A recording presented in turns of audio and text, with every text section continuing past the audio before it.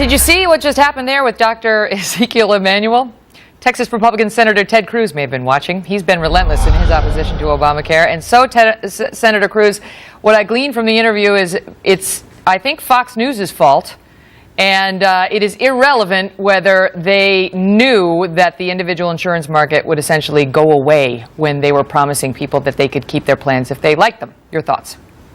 Well, Megyn, I do agree. I guess you should have been a better computer programmer, and it's your fault personally that healthcare.gov is not working. I thought that interview was really revealing, because the question that he did not want to answer is, what do you say to the 5 million Americans who've already lost their health care, who were told by the president, if you like your plan, you can keep it, and who have discovered that that promise was willfully, knowingly false. And he doesn't have an answer to them. And that's happening all over the country. It's the latest indication of why this law just isn't working, and why you're starting to see really bipartisan agreement that it's not working. What is this like for you now? Because you were so criticized and ridiculed for holding up the government and doing what you did to try to stop this law from rolling out. And now that we see bipartisan outrage in response to the law, what's it like for you?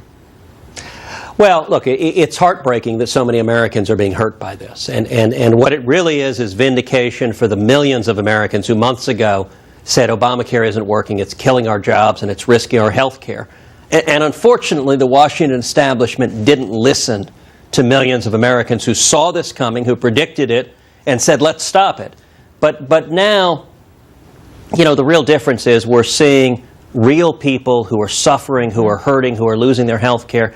All you have to do is travel the state of Texas, as I do often, or travel anywhere in the country, and visit with any of the millions of people who are getting these cancellation notices. You talk to mothers who have kids with diabetes and serious health issues who suddenly lost their health care, and they're scared, and it was all caused by Congress. This thing isn't working, and we need to start over. We need to stop this bill. What could possibly fix it now? I mean, these plans to make people keep the insurance, okay, maybe that could help people not get canceled if they haven't been canceled yet, but 5 million people have already been canceled?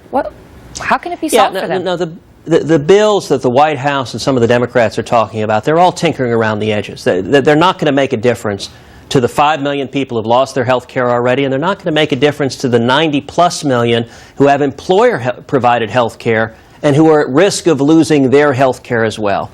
The only way to stop these problems is to admit this idea was fundamentally flawed to begin with. We got to start over. And at this point, starting over, stopping Obamacare, I think is the essence of pragmatism.